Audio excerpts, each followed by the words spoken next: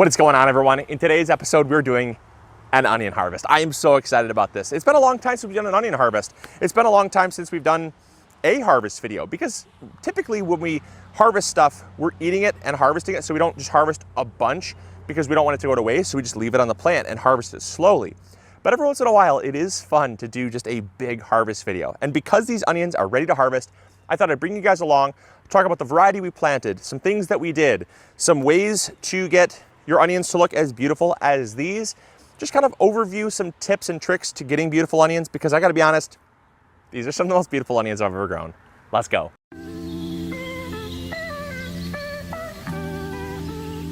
Check it out, look at these. Look at these onions. They are absolutely freaking beautiful. I don't recall the last time I've grown onions as beautiful as these. Now, there are a few things that we did and a few things that we didn't have to do to get these beautiful onions. And to your surprise, the one thing we didn't really have to do was we didn't really have to try that hard. Now, you're probably thinking, okay, well, that seems a little bit arrogant, but we didn't. It comes down to variety selection. You see, some onions are just genetically going to be larger than others. It's no different than growing a cherry tomato or a beefsteak tomato. You can have a really large sized cherry tomato, but even in the best case scenario, the cherry tomato is never going to be as large as a beefsteak tomato. It just won't be.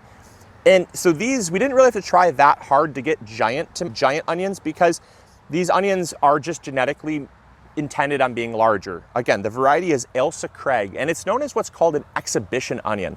Now, exhibition onions basically just mean that they're onions that have been cultivated and bred for show or competition.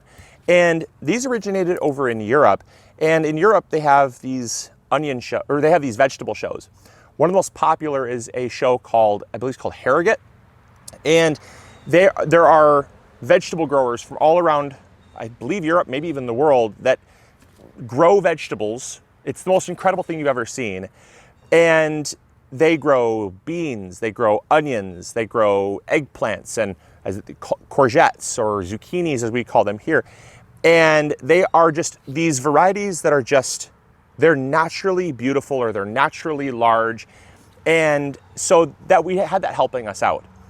But one thing that we did do, as I'm gonna harvest some of the smaller ones here, we'll save some of the biggest for last. But one thing we did do was we started with good quality soil. You'll notice that there's actually a decent amount of perlite in this soil. That's because we used some potting mix. Now, the potting mix was not the whole raised bed. It's actually just the top 2 to 3 inches. And the reason why we did that is because we didn't want compaction on the onions. Now, you can get the same result with a really nice compost. Compost will not compact very well either. But we went with this because we had it on hand. It was extra, it was left over. We just repurposed it. And how we repurposed this soil was we just took our pots, all of our fabric pots we were growing in, and just dumped them in this bed here.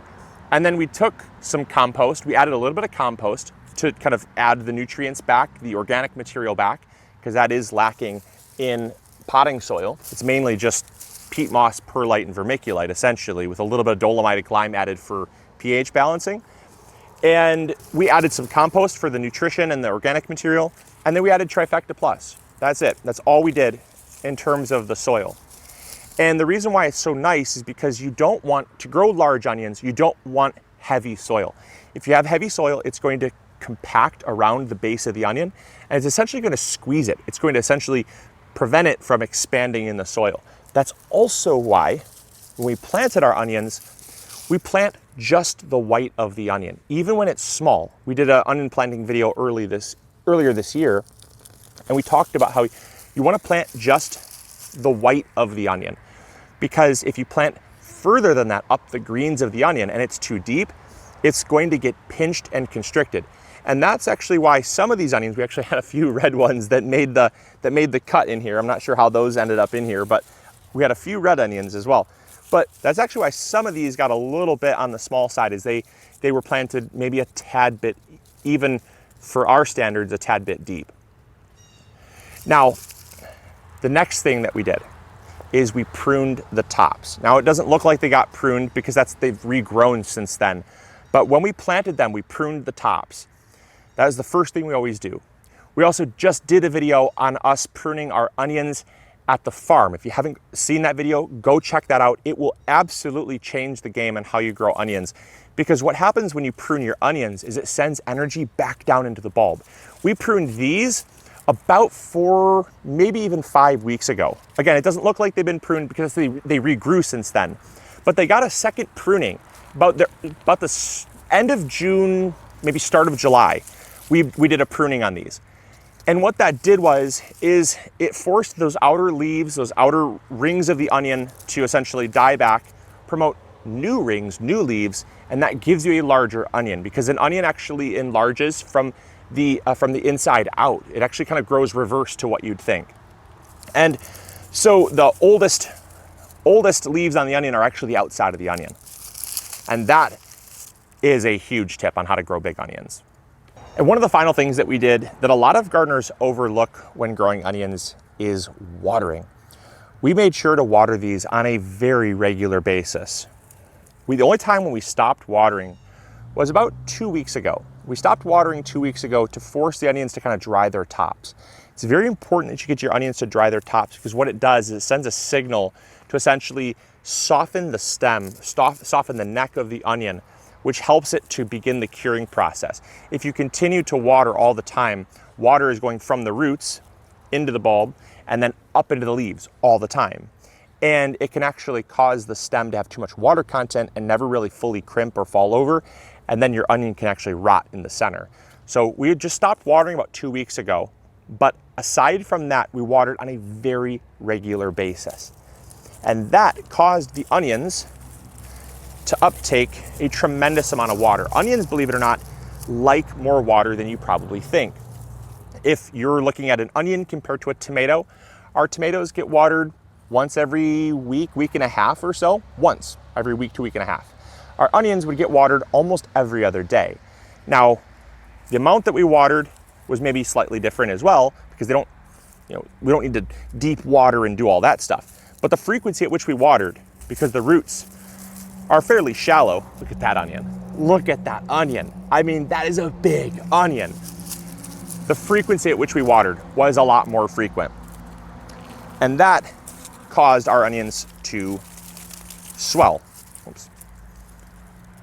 Beautiful onion. This one could have maybe used a couple more days, but that's fine. Wasn't quite wilted yet.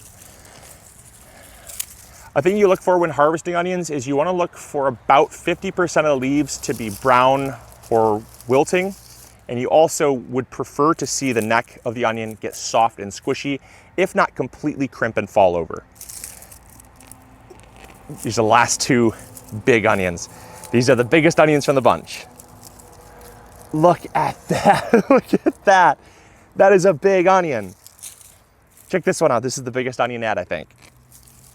Look at this. It's huge.